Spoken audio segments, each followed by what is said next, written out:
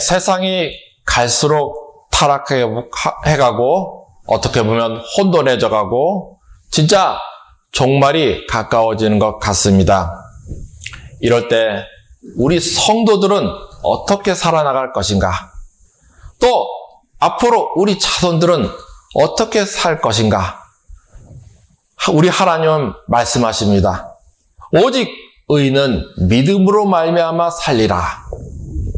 세상이 아무리 탁해지고 혼탁해진다 할지라도 우리 성도는 예수를 통해서 하나님을 바라보고 믿음의 씨앗을 심으며 전진해 나가야 된다는 것입니다. 그것이 우리 영혼의 구원뿐만 아니라 이 땅에서 우리가 살아갈 수 있는, 생존할 수 있는 생명의 길이라는 것입니다. 왜냐하면 우리 하나님은 언약하신 것을 반드시 이루시는 하나님이기 때문입니다. 그것이 바로 1절입니다. 1절 같이 읽겠습니다. 여호와께서 말씀하신 대로 사라를 돌보셨고 여호와께서 말씀하신 대로 사라에게 행하셨으므로. 이 말이 뭐냐? 앞에 여호와께서 말씀하신 대로 사라를 돌보셨고, 이것은 언약하셨고 그 과정입니다. 언약과 그 과정. 하나님은 약속하신 것을 위해서 인도하신다는 것입니다. 인도가 있다는 것입니다. 그리고 뒤에 여호와께서 말씀하신 대로 사라에게 행하셨다. 이것은 언약과 그 성취입니다. 그래서 인도에서 어떻게 마침내 그 언약을 성취하게 하신다는 것입니다. 하나님이. 그래서 이 둘을 합쳐서 성경이 말하는 우리가 믿는 하나님은 어떤 분이냐는 것입니다. 그는 언약하시고 인도하시고 반드시 성취하시는 하나님이시다. 믿으시기 축원합니다. 아멘.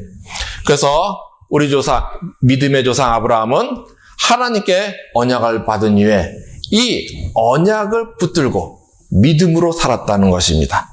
다시 말해서 그 어떠한 환경, 커다란 풍랑 같은, 바다의 풍랑 같은 그런 환경일지라도 그 믿음을 삶으로 표현하면서 하나님의 언약을 붙들고 살았다는 것입니다. 그래서 그렇게 되자 어떻게 됐습니까? 때론 중간에 그가 부족하여 연약하여 넘어지곤 했음에도 불구하고 그때마다 하나님께서 붙들어 주셨다는 것입니다. 그 믿음을 기억하사 개입하셨다는 것이죠. 그래서 마침내 오늘 21장 1절에 이르러 언약이 성취됐다는 것입니다. 그래서 태어난 아들이 언약의 아들 이삭이라는 것입니다. 이삭은 약속의 아들이에요. 그것이 바로 오늘 본문의 시작입니다. 이때 아브라함의 나이가 100살, 사라는 90살. 그러니 그들이 얼마나 기뻤겠습니까? 그래서 6절, 7절 우리가 읽겠습니다. 사라가 이르되 하나님이 나를 웃으시게 하니 듣는 자가 다 나와 함께 웃으리로다. 또 이르되 사라가 자식들을 젖먹이겠다고 누가 아브라함에게 말하였으려마는 아브라함의 노경에 내가 아들을 낳았도다. 너무너무 기뻤다는 것입니다. 하나님께서 우리에게 이런 희락을 주시기를 예수님 이름으로 축원합니다. 그래서 기뻐가지고 이삭이 젖되는 날 아브라함이 큰 잔치를 베푸게 됩니다. 그런데 문제가 터집니다. 갑자기 아브라함의 집에 갈등이 나타난다는 것입니다. 9절 10절 읽겠습니다. 사라가 본즉 아브라함의 아들 애굽 여인 하갈의 아들이 이삭을 놀리는지라. 그가 아브라함에게 이르되 이 여종과 그 아들을 내쫓으라. 이 종의 아들은 내 아들 이삭과 함께 기업을 얻지 못하리라 하므로. 여기 놀리는지라. 이전에는 희롱하는지라. 이전 번역에 그랬죠. 말을 너무 좋게 표현했어요. 그러니까 의도가 전달이 안 되는 것입니다. 이 말은 그냥 장난으로 놀렸다, 귀여우니까 놀렸다. 절대 그 말이 아니에요. 원 단어의 뜻은 첫째, 멸시했다. 두 번째, 비웃었다. 세 번째, 핍박했다. 그러니까 그냥 장난기 섞인 희롱이 아니라 멸시하고 핍박했다는 것입니다. 그러니까 이 말은 뭐냐? 이 당시에 이스마엘 나이가 15살입니다. 그동안까지는 장자였죠. 장자고 유일한 독자였죠. 그런데 이제 적장자가 생긴 것입니다. 이삭의 탄생으로 말미암아 자기는 뭘 잃어요? 상속권을 잃어버린 것입니다. 그래가지고 불만을 품고 고의적으로 동생을 멸시하며 핍박하는 행동을 했다. 이 말입니다. 그리고 그것을 사라가 봤다는 것입니다. 예, 그리고 사라가 적 계집종과 그의 아들을 내쫓아 말하는 것입니다. 아마도 이제 1살 정도, 돌잔치 하니까 1살 정도 된 애를 핍박하는 것을 보고 사라가 두려움에 빠졌을 것입니다. 왜? 사라가 나이가 90살이니까. 언제 죽어도 죽을지 몰라요. 예, 그러니까 나도 나이가 이제 많아서 죽을 텐데, 이스마엘이 이런 거를 보면 내 아들 이삭 나중에 어떻게 될까? 예, 핍박받다 죽겠구나. 두려움에 빠졌을 것입니다. 그러니까 어떻게 했어요? 결사적으로 쫓아내려고 했다는 것입니다. 아주 그냥, 예, 결사적으로. 예, 그래서 아브라함에게 근심이 듭니다. 11절입니다. 아브라함이 그의 아들로 말미암아 그 일이 매우 근심이 되었더니, 아브라함에게 이 일로 깊은 근심이 생겼다는 것입니다. 근심. 성경에서 근심이라고 할 때는 두 가지가 있습니다. 두 종류가 있죠. 하나는 하나님이 주시는 근심, 또 하나는 세상 근심. 세상 근심은 어떻게 돼요? 하면 할수록 나를 죽이는 거예요. 예. 반면에 하나님을 향한 근심은 뭐냐? 이거는 어떻게 됩니까? 하면 할수록 영적으로 깊어지는 거예요. 예. 그래서 우리의 축복 그릇을 만드는 하나님의 인도라고 볼 수가 있습니다. 그런데 여기 근심은 뭡니까? 사라의 말 때문에, 하나님이 아니고 사라의 말 때문에. 그러니까 여기는 세상 근심이죠. 예. 왜냐? 이 아들 이스마엘에 대한 사랑이 너무도 컸기 때문에, 예, 그래서 생긴 근심이라는 것이죠. 어느 정도냐면 창세기 17장에 이스마엘이 태어납니다. 예, 17장을 기준으로 아브라함이 86세와 99세 사이 무려 13년이나 영적 공백이 있었습니다. 이 말은 아브라함이 하나님을 찾지 않았다는 거예요. 기도 안 했어요. 예. 그리고 또 하나님도 아브라함을 찾지 않았고, 물론 조금 기도했겠지만 그전처럼 안 했다는 것입니다. 이거 놀라운 거예요. 아브라함도 안 찾고 하나님도 안 찾고. 왜 찾지 않았냐? 86살에 여종 하갈을 통해서 아들을 낳았기 때문에. 예. 아마도 그렇게 생각했을 것입니다. 내가 왜 그 생각 못했는가? 꼭 사라에게만 아들을 낳아야 했는가? 해가지고 반칙도 있잖아요. 예. 그래서 생긴 아들이 이스마엘. 예. 그래서 86세에 얻었으니까 얼마나 좋겠어요. 근데 그것 때문에 이제 아들하고 즐겁게 노느라고 하나님을 안 찾았다는 것입니다. 13년 동안이나. 예. 아들하고 노느라고. 예. 문제는 이 아들은 뭐가 없습니까? 약속이 없다는 거. 언약이 없어요. 예. 그래서 17장에 하나님께서 다시 아브라함을 부르시는데, 아마 저 같았으면 뒤통수 한 대 팍 치고, 나를 뭘로 보고 그러냐? 자기 판을 졸로 받자 하면서 한 방 먹였을 텐데, 하나님은 그렇게 하지 않으시고 17장의 첫 마디가 어떻게 하냐? 나는 전능한 하나님이라. 너는 내 앞에서 행하여 완전하라 하신 것입니다. 예. 그래서 아브라함이 다시 깨어가지고 믿음으로 전진해서 얻은 아들이 바로 이삭이라는 것입니다. 그런데 갈등이 터졌어요. 예. 심각한 근심을 하게 됐다는 것입니다. 이 아들이 문제라는 것이죠. 사랑하는 아들이기 때문에. 그렇지만 상황은 어떻게 돼요? 당시 상황은 내보낼 수밖에 없었다는 것입니다. 이거 문제 어떻게 해결합니까? 자기는 못해요. 못하니까 이때 하나님의 개입이 나옵니다. 예. 약속을 따라 아브라함의 믿음의 길을 전진하니까 하나님이 이렇게 위기 때마다 개입을 해주시는 거예요. 예. 그런데 여기서 중요한 게 있습니다. 주어의 문제입니다. 주어. 창세기는 주어를 잘 봐야 됩니다. 그러니까 뭐가 차이가 있느냐? 문장의 차이를 봐야 되는데 12절부터 문제가 해결이 됩니다. 근데 앞에 10절과 11절과 뭔 차이가 있느냐? 다른 점이 있습니다. 주어라는 것입니다. 주어가 앞에는 사람들이에요.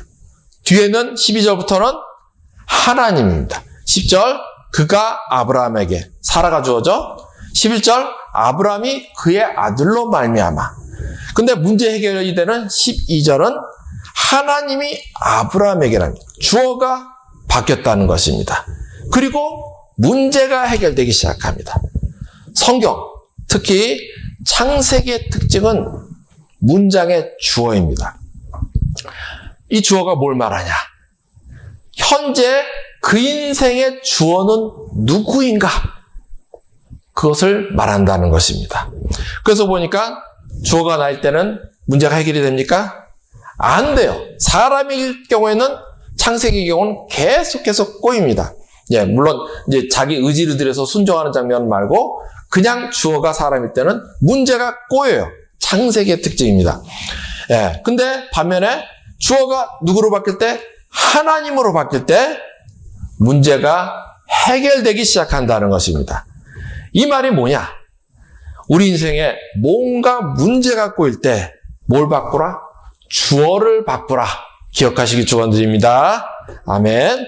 예, 하나님이 나를 이끄시게, 나를 인도하시도록 내 인생의 주어로 하나님을 모셔라. 예, 그래서 그것이 창세기의 문장의 주어의 개념이라는 것입니다. 그래서 인생에 꼬여 있으면 주어를 봐야 된다는 것이죠. 창세기는. 그래서 하나님이 그 인생의 주어가 되어야 되는데 문제는 뭐냐? 우리가 입술은 하나님을 주어로 모신다고 하지만 뭐가 문제예요?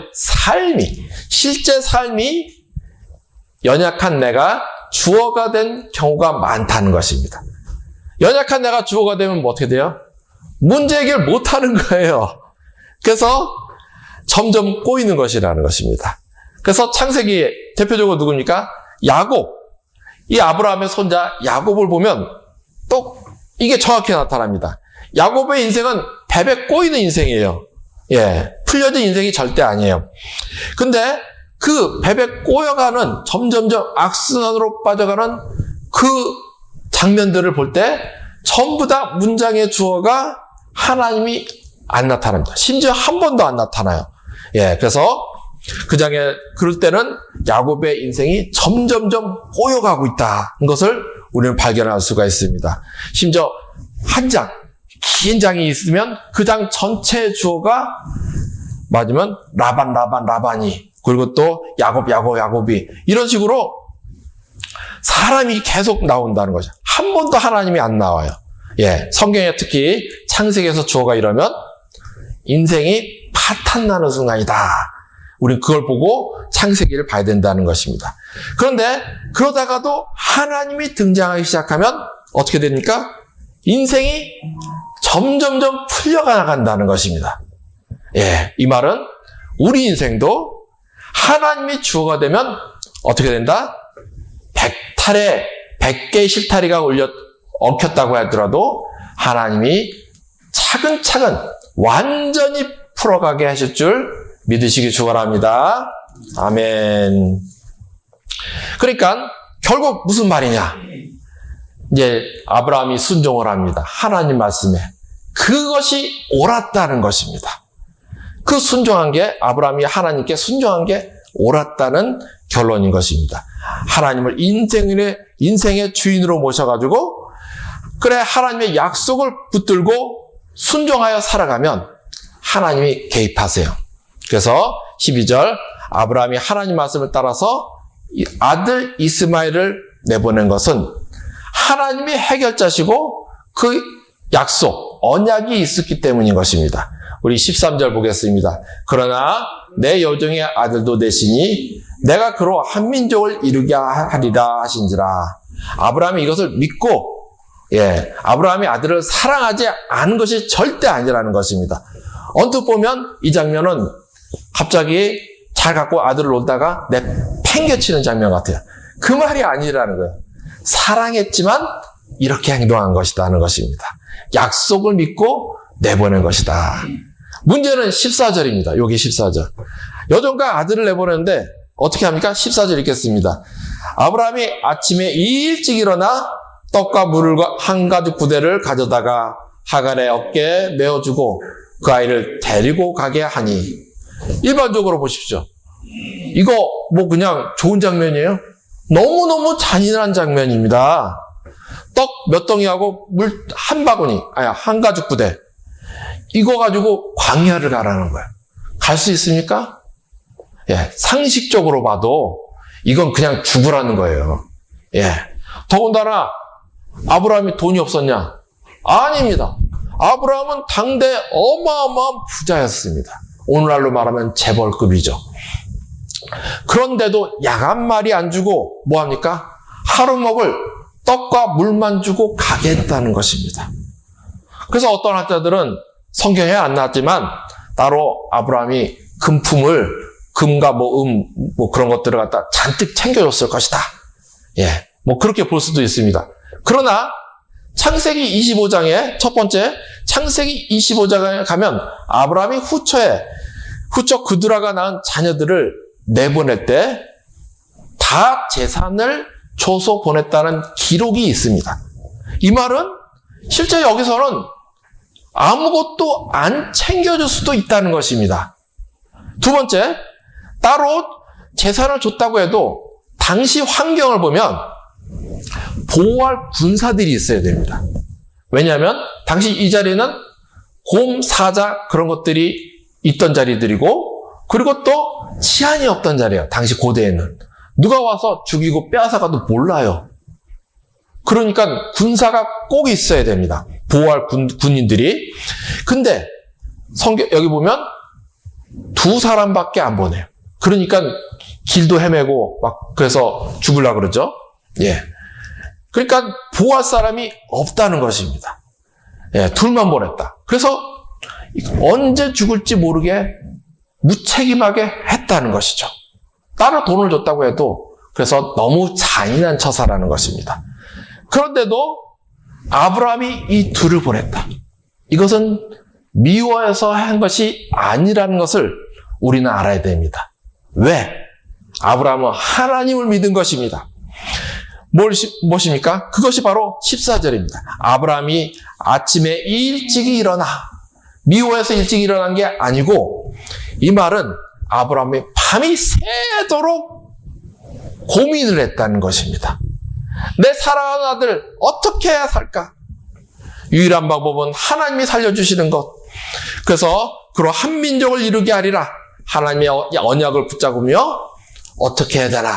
밤새도록 고민하며 기도하고 그러다가 날이 밝았다는 것이죠. 그래서 깨달은 대로 행했다는 것입니다. 그래서 어떻게 기도하며 얻은 결론이 아들에게 신앙을 물려줘야 된다.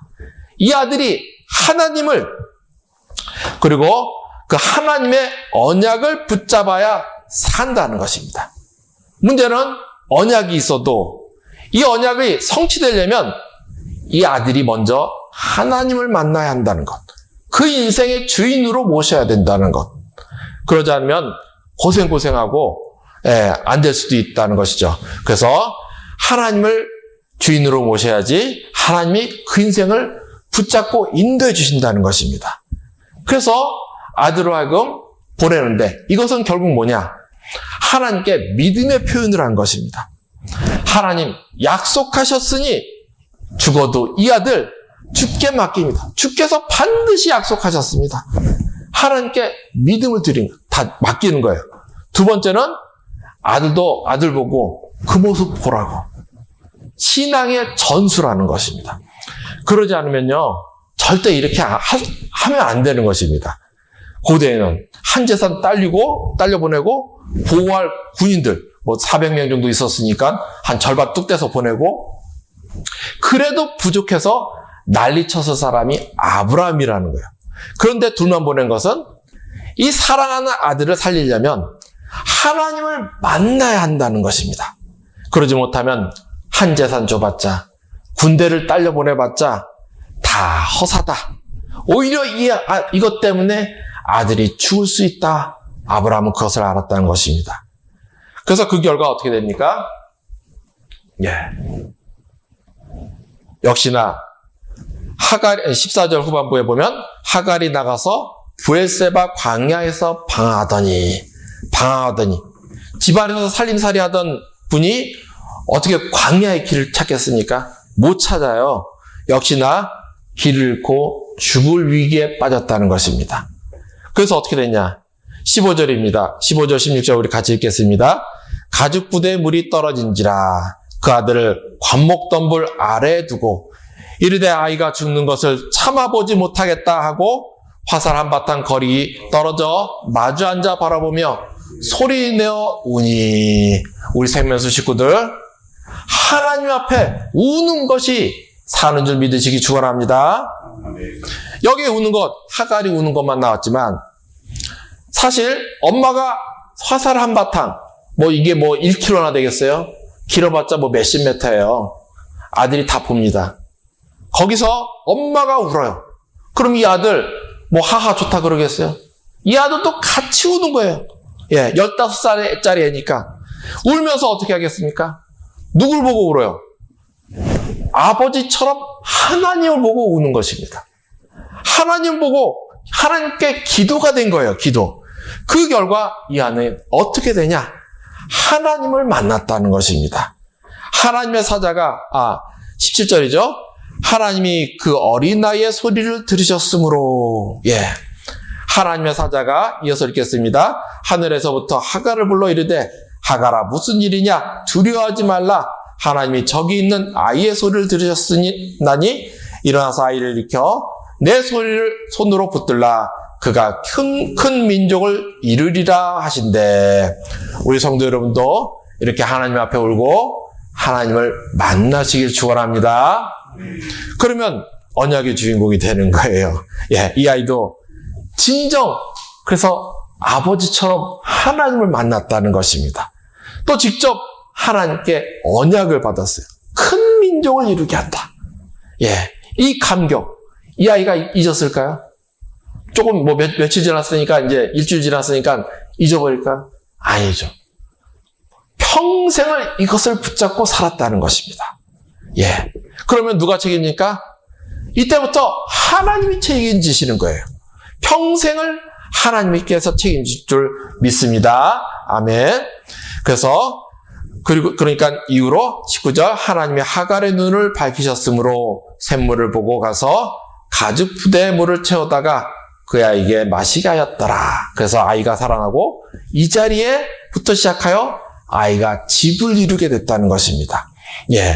그리고 20절 하나님이 그 아이와 함께 계심에. 하나님께서 평생을 이때부터 책임지셨단 말이죠. 이것을 임마누엘이라고 합니다. 그래서 임마누엘이라 하리라. 신약에 보면 그 약속이 있죠. 바로 이 장면이, 이것이 바로 임마누엘이에요. 우리 성도 여러분도 이렇게 하나님께서 임마누엘 하시기를 축원합니다. 다른 말로 하면, 신약어로 말하면 성령 충만입니다. 이게 성령 충만. 그러면 어떻게 되나? 모든 문제가 이때부터 풀려갔다는 것입니다. 오늘 이 사건 신약에서 말합니다. 아브라함이 하갈을 쫓아낸 것. 이것은 무엇이냐? 갈라디아서 4장 28절에서 말합니다. 이것은 영적 상징이다. 28절 형제들아 너희는 이삭과 같이 약속의 자녀라. 그러니까 우리가 약속의 자녀라는 것입니다. 인간의 힘으로 된 것이 아니고 하나님께서 주권적인 작전과 섭리를 통해서 우리 주 예수 십자가의 은혜로 된 약속의 자녀다. 그러나 29절 그러나 그때 육체를 따라하는 자가 성령을 따라하는 자를 박해한 것 같이 이제도 그리하도다. 이스마엘은 육신을 따라하는 자녀라는 것입니다. 그리고 이삭은 약속의 자녀. 그래서 이 육신을 따라한 자녀가 약속의 자녀를 괴롭히는 것은 예수 믿는 우리 그리스도인들을 핍박하는 세상을 상징한다는 것이죠. 그러나 이들은 결코 천국의 유업을 얻지 못하는 줄 믿으시기 축원합니다. 예. 그것이 30절이죠. 그러나 성경이 무엇을 말하느냐? 여종과 그의 아들을 내쫓으라. 여종의 아들이 자유 있는 여자의 아들과 더불어 유업을 얻지 못하리라 하였느니라. 바로 오늘 이 사건이죠. 결국 사라가 여종의 아들을 내쫓은 사건은 영적 의미를 보여준다는 것입니다. 뭐냐? 오직 예수 그리스도를 통해서만 구원받고 하나님 나라 천국을 유업으로 받는다. 정리하면 오늘 하나님은 우리에게 말씀하십니다. 바로 이 아브라함처럼 우리도 위대한 유산의 주인공이 되고 또 이 유산을 주라는 것입니다. 그것이 뭐겠습니까? 신앙이 중심이라는 것입니다. 첫 번째는 신앙의 독립입니다.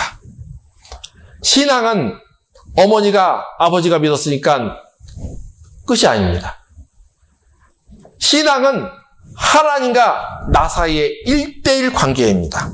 다시 말해서 독립해야 된다는 것이죠. 하나님은 내 믿음이, 내 신앙이 자라나길 원하신다는 것입니다. 아버지가 어머니가 잘 믿었다고 무슨 대형교회 다닌다고 우리 교회 목사님은 7시간 기도했어. 그리고 자기는 5분도 기도 안 하면 된다? 아니에요. 예. 물론 하나님을 막 알아갈 때는 부모님의 신앙으로도 됩니다. 배우는 단계니까. 그렇지만 자신이 자라나가야 된다는 것입니다. 오늘 이스마엘처럼 말이죠. 예. 우리는 각자가 직접 하나님과 교제를 하며 함께 해야 돼요. 임마누엘, 성령 충만해야 된다는 것입니다. 그래서 아브라함이 아들에게 하루 먹을 떡과 물만 주고 보낸 목적은 하나님께 믿음의 표현의 목적도 있지만 이 신앙의 전수를 위한 것도 있다는 것을 우리는 봐야 된다는 것입니다. 이 아들을 살릴 것은 길은 무엇인가? 이 아들도 하나님을 만나야 된다. 그래서 믿음을 갖고 하나님을 붙잡아야 된다. 그래서 재산이 방해될까봐, 지킬 군사가 많으면 방해될까봐, 다 오일 것 때문에 더 고통당할까봐 다 방해한 것을 아브라함이 제한 것이 바로 물과 떡 한 동이만 줘서 보낸 사건이라는 것입니다. 그것이 바로 그래서 우리도 신앙을 독립해야 된다. 예, 두 번째는 믿는데 바로 믿어야 된다는 것입니다. 참 진리를 믿어야 된다는 것입니다. 사람은 무엇을 믿느냐가 중요합니다. 오직 의인은 믿음으로 말미암아 살리라 했습니다. 그런데 이것은 무턱대고 믿는 것이 아니라 하나님이 주신 약속을 바로 보고 그 진리를 붙잡아야 된다는 것입니다.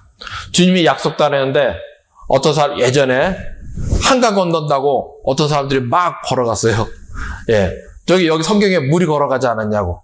자기도 걸어간다고. 어떻게 했습니까? 다 물에 빠져 죽었습니다. 예, 약속, 언약, 나에게 무엇을 오늘 약속하셨냐? 언약을 붙잡아야 된다는 거예요. 철저히 언약대로 인도하신 하나님이라는 것입니다. 그래서 오늘 아브라함은 그 언약을 바로 믿었다는 것입니다. 붙잡았다는 거예요. 문제는 오늘날도 많은 사람들이 잘못 믿는다. 오히려 그래서 고통받는다는 것입니다. 대표적으로 흑인들이 제일 싫어하는 성경이 노아가 술 취해가지고 그것 때문에 함이 흉보자 함의 아들을 저주해버린 사건입니다. 예, 저주하는 장면이죠. 그래서 함의 자손들인 흑인들이 종살이하게 됐다고 열등감 가지고 오늘날도 열등감 가져가지고 그 얘기만 막 하면 막 한이 뻗쳐가지고 막 화를 내요. 그런데 중요한 건 성경에 그런 말이 없습니다. 완전 착각한 거예요. 예, 저들이 완전히 성경을 착각하고 어떤 이상한 사람들이 잘못 말하니까 그걸 갖고 그 속성을 가지고 오늘날도 그냥 사탄에게 속해가지고 끌려다니는 거예요. 물론 노아가 저주하긴 했어요. 그러나 성경을 자세히 봐야 됩니다. 9장 25절이죠. 그것이 이르되 가나안은 저주를 받아 그의 형제의 종들의 종이 되기를 원하노라 있어요. 근데 내용을 자세히 봐야 됩니다. 대상이 누굽니까? 첫 번째, 대상은 가나안이에요. 이 가나안의 실제 후손 오늘날 누군지 모릅니다. 흔적도 없어요. 이스라엘이 가나안 땅을 정복해가지고 가나안을 종으로 삼았어요. 실제. 그리고 오늘날 어떻게 된지 몰라요. 그러니까 그때 이루어진 거죠. 그리고 두 번째로 이 가나안 후손이 정착한 곳이 아프리카가 아니에요. 어디 정착했습니까? 지금 팔레스틴 땅, 지금 이스라엘 땅. 흑인들이 있던 데하고 전혀 상관이 없어요. 물론 흑인들도 함의 후손이에요. 함의 후손이지만 가나안이 정착한 곳하고 이 흑인들의 조상들이 정착한 곳하고 여기 흑인들 조상 구스, 미스라임, 붓 이런 사람이 정착한 거라고 완전히 틀려요. 엄청나게 떨어져 있어요. 근데 아프리카가 아니란 말입니다. 근데 왜 그것 때문에 고통을 당해요? 혈연적으로도 지연적으로도 완전 상관없는 얘기예요. 세 번째로 26절에 또 이어서 나옵니다. 가나안은 셈이 종이 되고, 좀 더 구체적으로 말한 거죠. 노아의 첫째 아들 셈. 그런데 이 셈에서 누가 나옵니까? 우리 주 예수님이 나온다는 거예요. 그래서 하나님은 어떻게 돼요? 그 저주를, 노아의 저주를 바꿔서 축복이 되게 하신 줄 믿어야 된다는 것입니다. 그래서 신약 성경을 보면 이 사도들이 성경을 기록할 때 예수님과 자기를 연결해서 어떻게 말합니까? 종이라고 말합니다. 예수 그리스도의 종 바울은 또 그 실제 육신의 동생 야고보는 하나님과 주 예수 그리스도의 종 야고보는 그리고 또 예수 그리스도의 종이며 사도인 시몬 베드로 다 하나님의 종이라고 자기를 말해요. 또 우리 성도들도 우리 예수님하고 우리를 어떻게 연결하죠? 우리 주 예수 그리스도 우리는 주님의 종입니다. 그 소리예요. 그러니까 하나님은 어떻게 했습니까? 이 가나안도 사랑하셨어요. 그래서 노아가 저주한 것도 바꿔서 축복의 길을 열어놓으신 줄 우리는 알아야 됩니다. 그것이 바로 성경 하나님 뜻이에요. 그런데도 엉뚱한 걸 믿으면 망하는 것밖에 없다는 것입니다. 마귀한테 속은 것이죠. 이슬람 사람들도 마찬가지예요. 그들이 뭐라고 말합니까? 우리는 이스마엘의 후손이다. 이 말 자주 합니다. 이것 때문에 복음의 방해가 많이 돼요. 근데 그런데 자세히 보면 거의 대부분 이슬람 사람들은 혈통적으로 이스마엘하고 상관이 없습니다. 지역적으로도 상관이 없어요. 또 있다고 해도 그들은 아브라함의 후손이 아닙니까? 이스마엘의 아버지가 아브라함이에요. 이스라엘 사람들은 야곱의 후손이라고 안 내세워요. 아브라함의 후손이다. 그것만 내세워요. 그러니까 결국은 뭐냐? 내가 뭘 선택하느냐입니다. 무엇을 선택하여 믿느냐? 무엇을 믿느냐에 따라서 내가 살든지 죽든지 한다는 것입니다. 그래서 우리도 믿음으로 어떻게 됩니까? 아브라함의 후손이라는 것입니다. 믿음의 조상이 아브라함은. 그래서 우리도 아브라함의 믿음의 후손. 그래서 두 번째는 바르게 참 진리를 믿어야 한다. 세 번째는 그 참 진리는 누구인가? 바로 예수라는 것입니다. 오직 예수만이 우리가 믿어야 참 생명의 길이다. 하나님의 언약이, 하나님의 축복이 이 예수 보혈의 은혜를 통해서 우리에게 유업으로 주어진 줄 믿으시기 축원합니다. 결론 맺겠습니다. 그러므로 세상이 아무리 타락할지라도, 혼탁해지고 종말이 온 것처럼 보일지라도 우리 성도들은 예수 십자가를 통해서 하나님의 약속이, 이 언약이 오늘 나에게 주어졌음을 주어졌음을 믿어야 한다는 것입니다. 믿고 어떻게? 아브라함처럼 하나님과의 1:1 관계를 더 깊이 하고 삶의 믿음으로 그 믿는 것을 표현하면서 전진해 나가야 된다는 것입니다. 그렇게 전진하면 언약하시고 인도하시고 반드시 성취하시는 우리 하나님 아버지께서 우리의 모든 문제에서 우리를 구원해 주시고 우리의 모든 연약한 것 반드시 치료하사 하나님 나라 유업의 주인공으로 세워주실 줄 믿으시기 축원합니다. 이 축복의 주인공 되어서 믿음의 축복의 위대한 명가들을 세우며 하나님 나라 확장하여 우리 하나님 아버지께 영광 돌리는 우리 생명수 식구들 되시기를 우리 구주 예수 그리스도의 이름으로 축원합니다. 아멘.